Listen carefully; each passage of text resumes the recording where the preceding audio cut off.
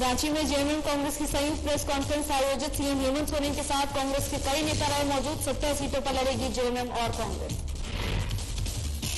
रांची में संविधान सम्मान सम्मेलन का हुआ आयोजन। कार्यक्रम में शामिल हुए कांग्रेस नेता राहुल गांधी। प्रत्याशियों के नाम पर भी की गई चर्चा। झारखंड में विधानसभा चुनाव को लेकर प्रशासन अलर्ट। मतदाताओं में जागरूकता लाने का किया जा रहा प्रयास। उपायुक्त ने की अधिक से अधिक मतदान की अपील। नौसाड़ी में पीएचडी विभाग की बड़ी लापरवाही। लोगों को नहीं मिल रहा है शुद्ध पेयजल सुविधा उपलब्ध कराने की मांग। समस्तीपुर में नशे का कारोबार धड़ल्ले से जारी। ट्रक से भारी मात्रा में अंग्रेजी शराब बरामद। शराब लदे ट्रक के साथ एक बाइक भी बरामद।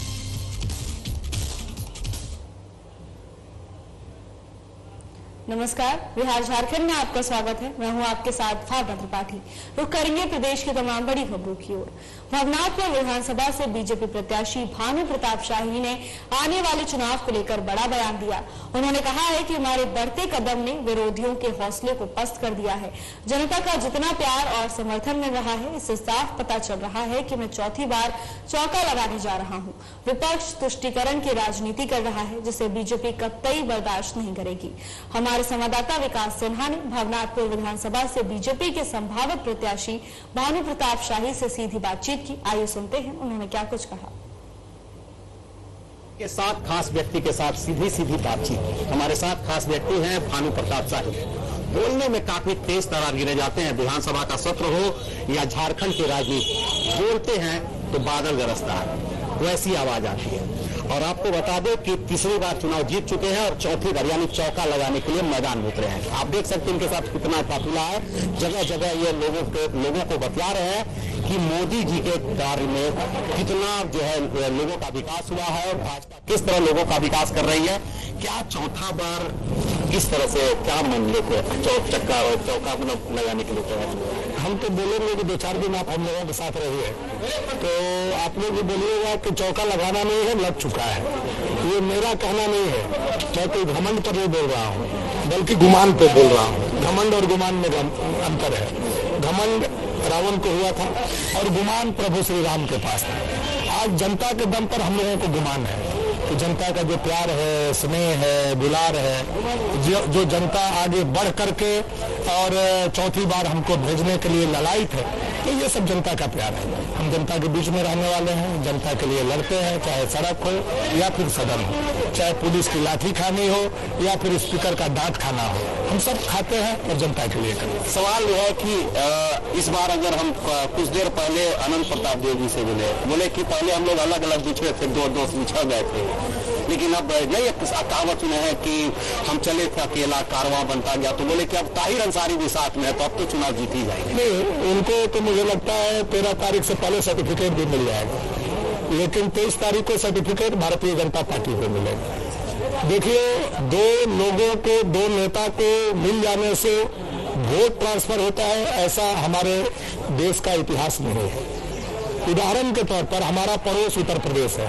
एक बार मायावती जी, बहन जी और अखिलेश जी एक साथ चुनाव लड़े, वहां भाजपा जीत गई। एक बार राहुल गांधी और अखिलेश जी साथ में चुनाव लड़े, वहां भाजपा जीत गई। तो नेता साथ में हो जाने से जनता साथ में नहीं हो जाता है। ताहिर जी को जो वोट मिला था वो बहुजन को वोट मिला था। बहुजन का जो वोट है वो सामंती, जमींदार, गोली बंदूक के खिलाफ में होता है, और आज वही बहुजन का वोट ले जाकर के अनंत प्रताप देव के चरणों में रखने की कोशिश ताहिर अंसारी ने किया है। तो वो व्यक्तिगत तो जा चुके हैं, लेकिन उनका वोट ट्रांसफर होगा ये कहना बिल्कुल ही बेबुनियाद होगा, इसलिए कि ये समाजवादियों का गढ़ रहा है। मैं खुद एक समाजवादी का बेटा हूँ, तो मैं वोट के ट्रेंड को अच्छी तरह से जानता और समझता हूँ। हमारा बहुजन समाज का जो लोग है वो मर जाना कबूल करेगा, लेकिन गढ़ में जाकर के वोट देना कदापि कबूल नहीं करेगा। एक सवाल है भानु जी, लगातार आप चर्चा में रहे हैं हमेशा। झारखंड की राजनीति की बात अगर करें तो झारखंड में लगातार आप लोगों का कहना है कि झारखंड की जो सरकार बनी वो जिन मुद्दों को लेकर सरकार में आई थी वो तमाम मुद्दे धरे के धरे रह गए। लेकिन मैया सम्मान योजना पर अभी कह रहे हैं, मैया सम्मान योजना लोगों को काफी प्रभावित कर रहा है, आपके विरोधी का कहना है मैया सम्मान के चलते लोगों का एक विश्वास बढ़ा है सरकार पर। देखिए, आप अगर गांव में रिपोर्ट करने आए हैं रांची से चल करके, तो 1-2 चीज मेरा सलाह होगा कि गांव के कुछ बुजुर्ग लोगों से आप मिल लीजिए। पिछले 8 महीना से वृद्धावस्था पेंशन लोगों को नहीं मिला है। मुझे जो जानकारी है वो वृद्धावस्था के पैसा को ही ट्रांसफर करके महिला योजना में दे दिया गया है। अब हेमंत सोरेन जी ने सास बहू में लड़ाई लगा दिया, सास का पैसा रोक दिया और बहू को दे दिया। पहले सास को पैसा मिलता था तो बहू सास का सेवा करती थी, अब बहू को पैसा मिल रहा है तो ऐसा नहीं कि सास को बहू का सेवा करना। तो ये हेमंत सोरेन जी ने घर से घर को लड़ाने का, परिवार से परिवार को लड़ाने का काम किया है और ये 2 महीने के लिए इन्होंने किया है। जबकि भाजपा का गारंटी है, मोदी जी का गारंटी है, हमारी सरकार बैठेगी 25 तारीख को और जैसे ही अगला महीना का 11 तारीख आएगा, यानी 11 दिसंबर से 2100 रुपया महीना गोगो दीदी के माध्यम से हर महिला को। झारखंड में तो 2500 रुपए की बात कर दी कि 2500 दे रहे हैं। तो आप शुरू से उसको कर देते, आपकी तो सरकार थी, हम तो सरकार आने के बाद कोई बात कर रहे हैं। अब कौन सच्चा कौन झूठा? मोदी के गारंटी में दम है कि हेमंत के वारंटी में दम? चौका छोड़िए, चौका लगाने उतरे हैं। क्या लगता है कि 15 वर्षों में आपने नहीं किया, उसका काम का क्या लगता है, क्या होना चाहिए? देखिए, मेरी बात अब सुन लीजिए, जो कि मतलब खासकर गढ़वा पलामू की हम बात करें, पलायन एक बहुत बड़ा मुद्दा है, पानी की समस्या बहुत बड़ा रेमसेड एरिया आता है। तो ऐसे में क्या लगता है आपके मन में कि जो होना चाहिए, जो नहीं हो सकता? देखिए, हम लोगों ने प्रयास बहुत किया। रघुबर दास जी के समय में 1365 करोड़ का योजना हम लोगों ने लाया। यही यहाँ से 3 किलोमीटर की दूरी पर ये योजना दारीगा गांव में प्रारंभ हुआ। सोन से पानी उठा करके पूरे गढ़वा जिला के खेतों को हमको देना है। आज ये योजना जो है 2021 में पूरा होना था। आज सरकार अपनी नहीं होने के चलते आज ये योजना अधर में लटका हुआ है। योजना की प्रगति शून्य है। अगर हमारी सरकार आएगी तो पहली प्राथमिकता है कन्हर का पानी, सोन का पानी, जो पाइपलाइन योजना है इसको चालू कराना। अपने पिताजी का जो बराज का मामला हाईकोर्ट में है, अंतिम ऑब्जर्वेशन आने की स्थिति में है, उस बराज को चालू कराना, खेतों को पानी देना। हमारा जो टाउनशिप है, जहाँ इंडस्ट्रियल कॉरिडोर के लिए हम लोगों ने प्रस्ताव भेजा है, 3 साल से हेमंत सोरेन जी उस पर साइन नहीं कर रहे हैं, उसको साइन करा करके यहाँ इंडस्ट्रियल कॉरिडोर स्थापित करना है। नगर उतारी को जिला बनाना है, भनारपुर को अनुमंडल बनाना है। तो ये इतना खाका है। बाकी काम तो हम लोगों ने बहुत किया। आज जहां हम लोग हैं, यहाँ से बिहार अगर हम लोगों को सासाराम जाना पड़ता था या सोन नदी उस पर जाना पड़ता था तो 200 किलोमीटर घूम के जाना पड़ता था। आज यहीं से 2 किलोमीटर दूरी पर 250 करोड़ रुपया का पुल बन रहा है, जो सोन नदी को दोनों तरफ से जोड़ने का काम कर रहा है बिहार और झारखंड। आने वाला समय में 4 लेन बनेगा तो हमारे यहाँ का तमाम सुख सुविधा जो है ये स्वतः यहाँ। एशिया का सबसे बड़ा यहाँ पर था प्रेशर ये वो बंद है। फिर अगर बात करें वहाँ पर पावर प्लांट की बात, आपके अनंत प्रताप देव का कहना है कि उन्होंने कोई पहल ही नहीं की, सरकार ने पहल की लेकिन भानु जी सोए रहे। अच्छा ये बताइए, आप एक सीधे पत्रकार हैं, आप ये बताइए हमको, वो पावर प्लांट का शिलान्यास हेमंत सोरेन जी ने किया था जब पहली बार विधायक मुख्यमंत्री थे। वो पावर प्लांट का शिलान्यास के समय विधायक अनंत प्रताप देव जी थे। वो पावर प्लांट अगर जिंदा होता तो ये 5 साल मुख्यमंत्री को मौका मिला था, तो कम से कम ये लोग तो जाकर के याद कराते। मैं नहीं याद करा रहा था, आप उस दल के थे, आप याद कराते और पावर प्लांट यहाँ लगा देते। अब हमसे ये लोग कहते हैं कि भानु जी विपक्ष में है, भानु जी ने फैक्ट्री क्यों नहीं लगाया? तो मैं भी तो पूछ सकता हूँ, अगर विपक्ष का विधायक फैक्ट्री लगा सकता है तो हमारे बगल का विधायक जो सत्ताधारी दल का है मिथिलेश ठाकुर, वो तो मंत्री है, तो हमें फैक्ट्री लगा सकते थे, नहीं लगाए। तो वो कम से कम 10 फैक्ट्री तो दिखा दे हमको कि अपने क्षेत्र में लगाए। बरहेट का विधायक जो मुख्यमंत्री है वो तो अपने क्षेत्र में चल के हमको दिखा दे कि हमने ये फैक्ट्री लगा दिया, अब तक फिर आप हमसे तुलना करें।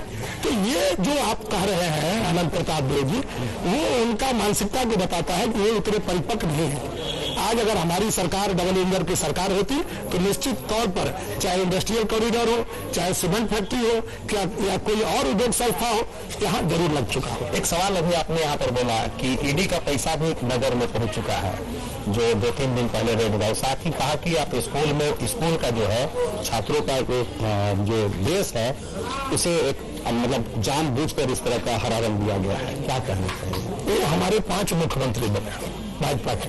अर्जुन मुंडा जी 3 बार शपथ लिए, बाबूलाल मरांडी जी शपथ लिए, रघुबर दास जी शपथ लिए। कभी हम लोगों ने तुष्टीकरण की राजनीति नहीं की।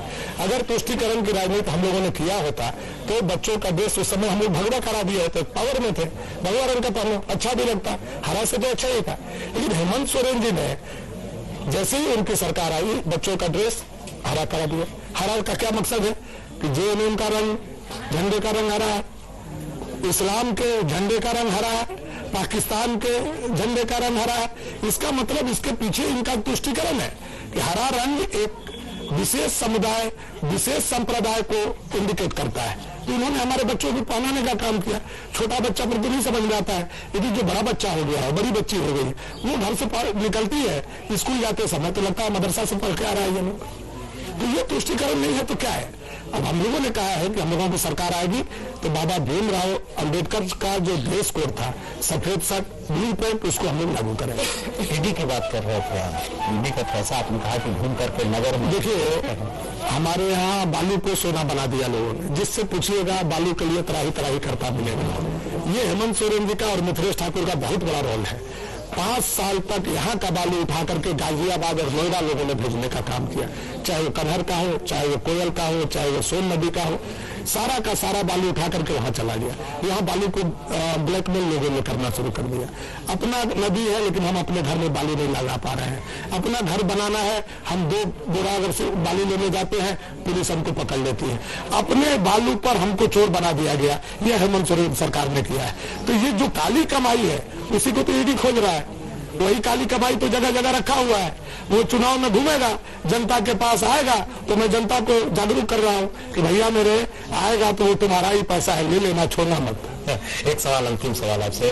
ताहिर अंसारी के इनके साथ आने पर अनंत प्रताप जी ने कहा कि बहुत हम मजबूती से, उनके आने से कितना प्रभाव पड़ेगा, उसमें क्या लोगों की सोच में क्या? देखिए, पिछला बार अनंत प्रताप देव जी रो रहे थे, सिंपैथी उनके साथ था, 50,000 उनको वोट मिला था। 50,000 का 50,000 हिंदू का वोट था। अबर बार वो सिंपैथी उनके साथ नहीं है। व्यक्तिगत 20,000 उनका वोट है, वो उनको मिले। मुस्लिमों का यहाँ 19 से 20,000 वोट है, जो ताहिर जिसके लीडर है, वो वोट उनको मिलेगा। 2-4-10,000 भूल चूक में, लेनी देनी में लोग दे दे, तो इन लोगों का जो हमारे हिसाब से काउंटिंग है, ये 60,000 जाते जाते 65,000 जाते जाते तक भाई जी और भाईजान का खाता बंद होने वाला है। उसके ऊपर का जो काउंटिंग होगा वो भारतीय जनता पार्टी का। ताहिर का कितना प्रभाव, क्या है ताहिर का जो पहले का रिकॉर्ड रहा, उस पर क्या कहेंगे? ताहिर जी ने अपने से लिख किया बात को। उन्होंने अपने समाज के लोगों में बैठक किया, समाज के लोगों ने दबाव बनाया कि भाई हम तुमको नेता जानते हैं, हम तो पिछला बार तुमको वोट दिए थे, तुमने सुनने में आया तो तुमने पैसा लेकर के मिथिलेश ठाकुर से और सपोर्ट कर दिया, तो हम लोगों को या तो पैसा दो, नहीं तो हम लोगों को छोड़ो ताकि हम लोग राजनीति करें। तो उन्होंने यही बात कहा कि देखो, हम इसलिए राजनीति कर रहे हैं या राजा को सपोर्ट कर रहे हैं कि राजा दिमाग से थोड़ा नहीं बोलना चाहिए वो शब्द जो उन्होंने बोला है। ये विधायक बनेंगे तो ये लखनऊ चले जाएंगे, तो हमको चलाना है या विधानसभा चले। यानी उनके दिमाग में, उनके कहने का मतलब है कि पहले रात को हम राइफल लेकर के ले भी लेते थे, अब राजा को विधायक बना करके दिन में हम ले भी लेंगे। लेकिन जब तक भानु प्रताप शाही जिंदा है, न हमारा कोई व्यापारी से कोई ले भी ले सकता है, न कोई सरकारी पदाधिकारी से ले सकता है, न जनता से ले सकता है, न दुकानदार से, न किसान से। क्या तो ये उनका मंशा कभी कामयाब ताहिर मियां का होने वाला नहीं है। क्या कहेंगे अपने विधानसभा वासियों से? विधानसभा के जनता पर मुझे गर्व है, गुमान है, और इन्हीं के दम पर मैं जाता हूँ, लड़ता हूँ। मेरे अंदर जो ऊर्जा है मेरा नहीं है, यह 5 लाख जनता का है।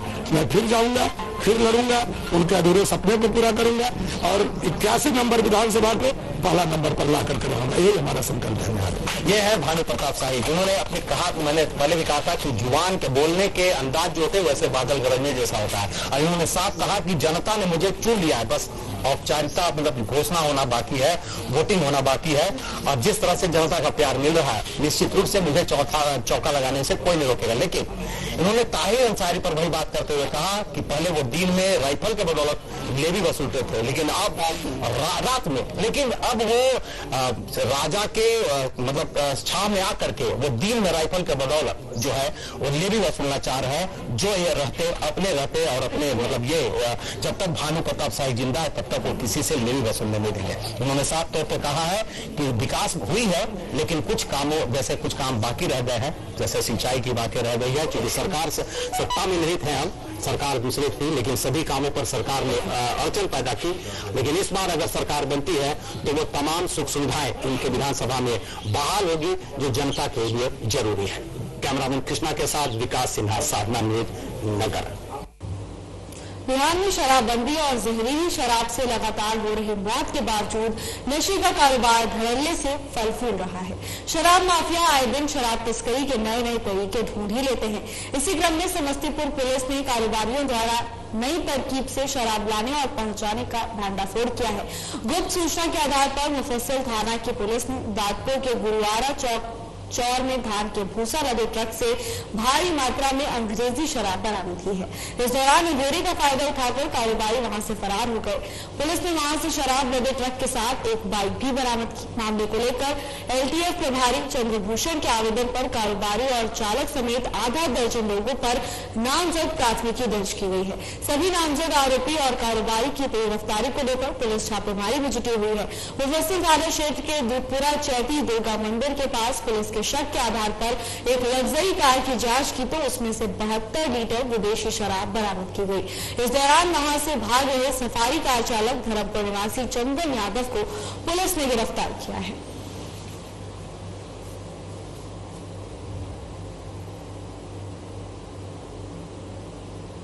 दरभंगा जिला में इन दिनों नशेड़ियों का आतंक बढ़ता ही जा रहा है।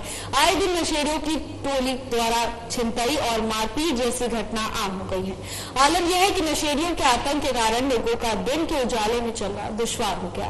ताजा मामला शहर के अललपट्टी मोहल्ले में देखने को मिला, जहाँ शुक्रवार की सुबह रामबाबू पासवान को पानी की बर्बादी पर टोकना महंगा पड़ गया। नशेड़ी नशे की हालत में रामबाबू पासवान को उसके घर के पास ही सर पर छुरा मारकर उसे घायल कर दिया, जिसके बाद स्थानीय और परिजनों की मदद से रामबाबू पासवान को इलाज के लिए डीएमसीएच में भर्ती कराया गया, जहां वो जिंदगी और मौत से जूझ रहे हैं। तो वहीं राम बाबू ने बताया कि घर से बाहर निकलने पर देखा कि नल जल योजना की टंकी खुली थी। वहीं पर अंकित मंडल उर्फ चीना मंडल नशा कर रहा था, जिस पर मैंने अंकित से कहा कि टंकी के बहते पानी को बंद कर दो। इस पर अंकित मंडल उर्फ चीना मंडल ने अभद्र भाषा का इस्तेमाल करते हुए छुरे से उन पर हमला कर दिया, जिसके बाद परिजनों ने उन्हें किसी तरह डीएमसीएच अस्पताल पहुंचाया, जहां उनका इलाज जारी है, जिसके बाद परिजनों ने उन्हें किसी तरह डीएमसीएच पहुंचाया। उन्होंने कहा कि अंकित हर तरह का नशा करता है और भविष्य में भी किसी बड़ी घटना को अंजाम दे सकता है। उन्होंने प्रशासन से सख्त कानूनी कार्रवाई की गुहार लगाई है। ये सर आज सवेरे में हम भी मामा जी के यहाँ आए। जस्ट हम 2 मिनट बाहर निकले हैं, उसी क्रम में मेरे मामा जी नाश्ता करके बाहर निकले और नगर निगम वाला जो मंदिर में होने वाला बाहर में लगा हुआ है गली के बाहर में, उसको लड़का बहुत दूर से चला रहा था। तो मामा जी बोले कि ऐसा ही हम लोग को पानी का दिक्कत रहता है, उनका पूरा ब्लड क्या लगा। उसी क्रम में मामा जी जाकर उसको बंद कर दिया। जाने लगे तो किसी से क्या डाइवर से फाइटर से मामा जी को उसमें मार के 3 जगह पूरा फट गया है। एक जगह डाइवर से मारा तो यहाँ पर और एक जगह यहाँ है और एक जगह यहाँ फाइटर से मारा। 9 बजे की घटना है। नगर निगम का चिंतित लगा हुआ क्या कोई लड़का चिन्ह नामा टंकी खोल दिया था, तो हम क्या उसको बंद कर दिए। कौन लड़का टंकी खोल दिया? दुर्गा मंडल का भतीजा चीना मंडल चिन्ना का उसका बंद कर शुद्ध पड़ा है। पीछे को चाक लगा, चाक की बड़ा दागर रखे हुआ था, फाइटर रखे हुआ था, तो टाइगर से इसमें बात किया, फाइटर से यहाँ पर मारा, यहाँ पर मारा। चलिए अपने पानी बंद करने के लिए बोले, इसलिए उसको बिल्कुल ने केवल खोल दिया था, तो हमको पानी का महंगाई हम जाकर बंद कर दिया। उसका फिर पानी बंद करने वाले कौन होते, तो हमको फिर एकदम महंगाई लोग खरीद कर पीता है पानी, तो कैसे करोगे, बस गया पीछे से दागर के। वैशाली जिले में रफ्तार का कहर थमने का नाम नहीं ले रहा। शनिवार की तड़के सुबह वैशाली जिले में हुए भीषण सड़क हादसे में 2 लोगों की दर्दनाक मौत हो गई, जबकि इस घटना में 3 लोग गंभीर रूप से घायल हो गए हैं। घटना हाजीपुर महानार मुख्य सड़क के बीदुपुर थाना क्षेत्र के दाऊदनगर की है, जहां सड़क किनारे खड़े ट्रक में तेज रफ्तार एक स्कॉर्पियो ने जोरदार टक्कर मार दी। टक्कर इतनी जबरदस्त थी कि स्कॉर्पियो के परखच्चे उड़ गए। घटना की जानकारी मिलते ही बीदुपुर थाना के पुलिस पदाधिकारी घटनास्थल पर और घायलों को इलाज के लिए सदर अस्पताल भेज दिया। पुलिस ने शव को पोस्टमार्टम के लिए सदर अस्पताल भेजा है। मृतक की पहचान हाजीपुर नगर थाना क्षेत्र के अंजान पीर चौक बेल टोली निवासी विजय कुमार महतो के पुत्र करण कुमार एवं बिदुपुर थाना के कंचनपुर गांव निवासी रंजन महतो बताया गया। वहीं घायल भिन्न टोली निवासी 35 वर्षीय रंजीत कुमार और 13 वर्षीय आकाश कुमार बताया गया है।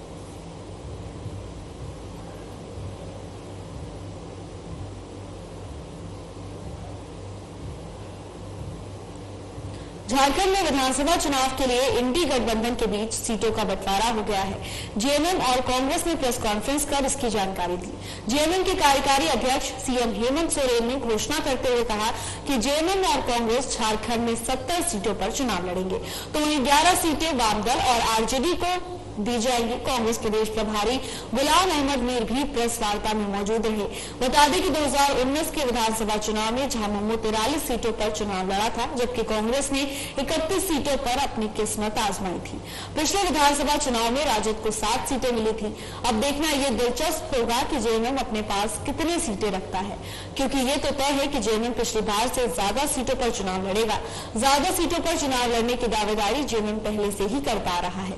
ये भी देखना दिलचस्प होगा कि कांग्रेस पिछली बार से कम सीटों पर चुनाव लड़ने के लिए तैयार होगी या नहीं।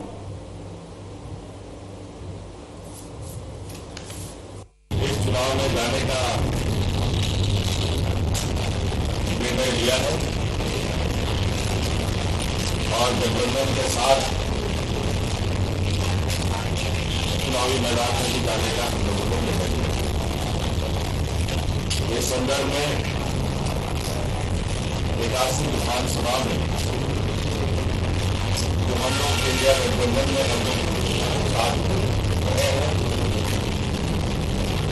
जेएमएम कांग्रेस आरजेडी के दलों के साथ इस गठबंधन में एक और सहयोगी गठबंधन में शामिल हो रहे हैं।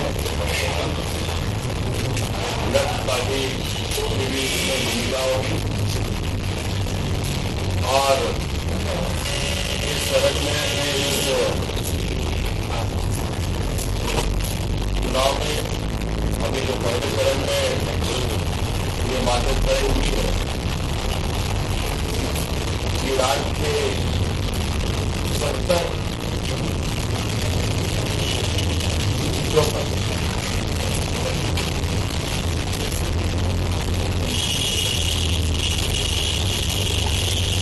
इंडिया गठबंधन के जेएमएम कांग्रेस के प्रत्याशी होंगे और जो बचे विधानसभा सीट का जो संख्या है उसके हमारे सहयोगियों के साथ जो बलिहार हैं जो दूर है जिसके पास है उनके साथ बैठकर बाकी लोगों की भी कौन किसमें चुनाव लड़ेगा ये तय। रांची में आयोजित संविधान सम्मेलन में कांग्रेस के पूर्व अध्यक्ष राहुल गांधी ने भाग लिया। इस दौरान राहुल गांधी चुनावी माहौल को भांपने के लिए समाज के हर वर्ग के लोगों से मुलाकात की। अंदेशा ये भी लगाया जा रहा है कि इस दौरान प्रत्याशियों के नाम पर भी चर्चा की गई। कार्यक्रम की कमान संभाल रहे प्रदेश कांग्रेस कार्यकारी अध्यक्ष बंधु तिर्की से बात की हमारे संवाददाता चंदन वर्मा ने। आइए सुनते हैं उन्होंने क्या कुछ कहा। गांधी यहाँ पे पहुंच रहे हैं और हमारे साथ अभी बंधु तिर्की जी जुड़ गए हैं, पूर्व विधायक और कार्यकारी अध्यक्ष। दादा, आज आप लोग के नेता राहुल गांधी आ रहे हैं और समाज के हर वर्ग के लोगों से मुलाकात करें, क्या संदेश है? संविधान सम्मान सम्मेलन में राहुल जी आज तमाम सामाजिक संगठन से लेकर के विभिन्न वर्गों के साथ में अपनी बात को साझा करेंगे। उनकी बातों के साथ उनके साथ आमने सामने उनके साथ में डायलॉग होगा और ये कोई पॉलिटिकल कार्यक्रम नहीं है। विभिन्न सामाजिक संगठनों के साथ में उनकी भावना को जानने के लिए इस तरह का कार्यक्रम। ये तो कहा जा रहा है कि आज से राहुल गांधी की तरफ से ये चुनावी बिगुल जो है वो बिल्कुल चुनाव का समय है तो लोग तो इसको कहेंगे, बोला ही जाएगा। और बिल्कुल उनका जब विचार का होगा तो निश्चित रूप से चुनाव का बुलबुल होता है। एक अहम बात दादा की जिस तरीके से आज इनका झारखंड आगमन हुआ है और आप लोग पूरे जोर शोर के साथ इनके स्वागत में हैं, तो कहीं ना कहीं क्या आज सीटों के बंटवारे पर कुछ बात होगी या प्रत्याशियों की घोषणाओं को लेकर कुछ चर्चा होगी? इसके बारे में हमारे जो प्रदेश अध्यक्ष और प्रभारी इसके संबंध में बताएंगे। एक अंतिम सवाल कि कितनी मजबूती मिलेगी राहुल गांधी को यहाँ पर आने से, कितनी मजबूती मिलेगी? समय आने दीजिए, पता चलेगा। बिल्कुल मैं इतना जरूर कहूंगा कि हेमंत सोरेन पुनः मुख्यमंत्री बनेंगे। बिल्कुल, तो ये उन्होंने साफ तौर पे कहा कि हेमंत सोरेन जो है झारखंड के अगले मुख्यमंत्री दोबारा बनेंगे। तो ऐसे में कहीं ना कहीं इशारा है कि गठबंधन जो है वो पूरी तरह से मजबूत है, लेकिन अब किस सीट पर कौन से प्रत्याशी उतरेंगे इसको लेकर अभी तस्वीर साफ नहीं है। हालांकि राहुल गांधी यहाँ पहुंचे हैं तो निश्चित रूप से इस तमाम बिंदुओं पर जो है मंथन जारी रहेगी और कहीं ना कहीं कांग्रेस और जो इंडी गठबंधन के तमाम दल जो है किसी न किसी नतीजे पर जरूर पहुंचेंगे। सहयोगी संजय पांडे के साथ चंदन वर्मा, साधना न्यूज रांची। फिलहाल के लिए बस इतना ही। जल्द हाजिर होंगे नई अपडेट्स के साथ। नमस्कार।